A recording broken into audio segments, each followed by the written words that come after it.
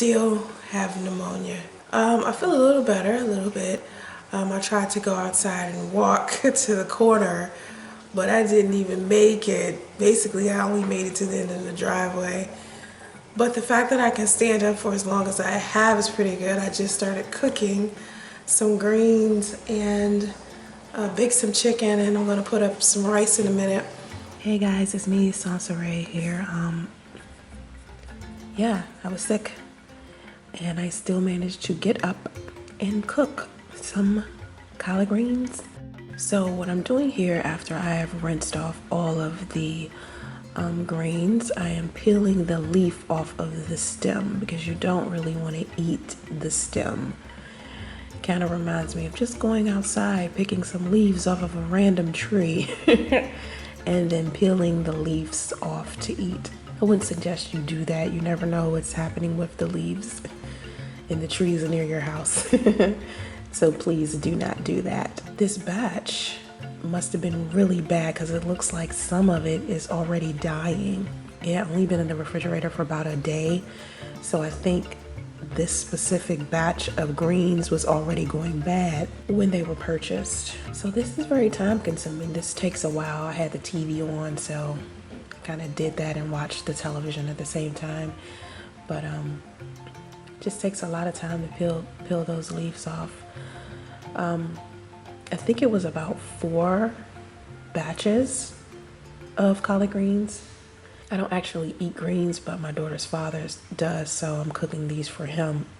But when you get collard greens and they're kind of limpy, that lets you know they are a little bad. And some of them I don't even fix. I had to throw some of them out. So I threw the rest of those bad ones out and put them in the trash can.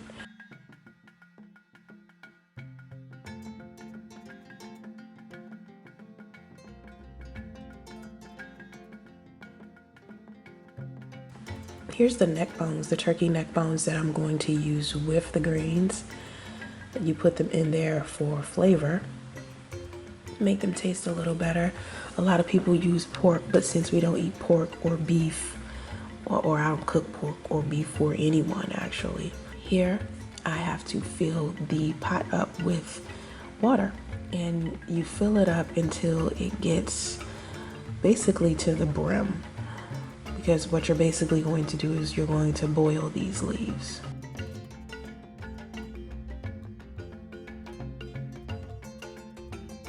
Get it all the way to the top there and put them on the stove. My stove is actually kind of dirty. That lets you know I'm using it often.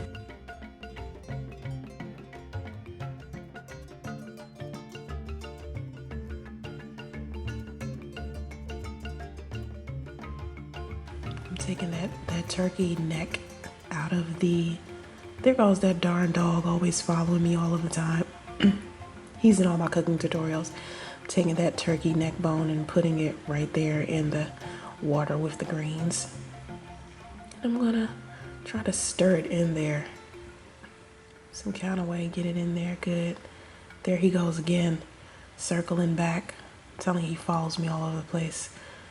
I got that stove on like medium high. You don't want it to boil too hard, but at the same time you kind of do. So medium high is good. Here's the chicken I'm going to use. I just washed it off, and I'm going to get my seasonings, I believe.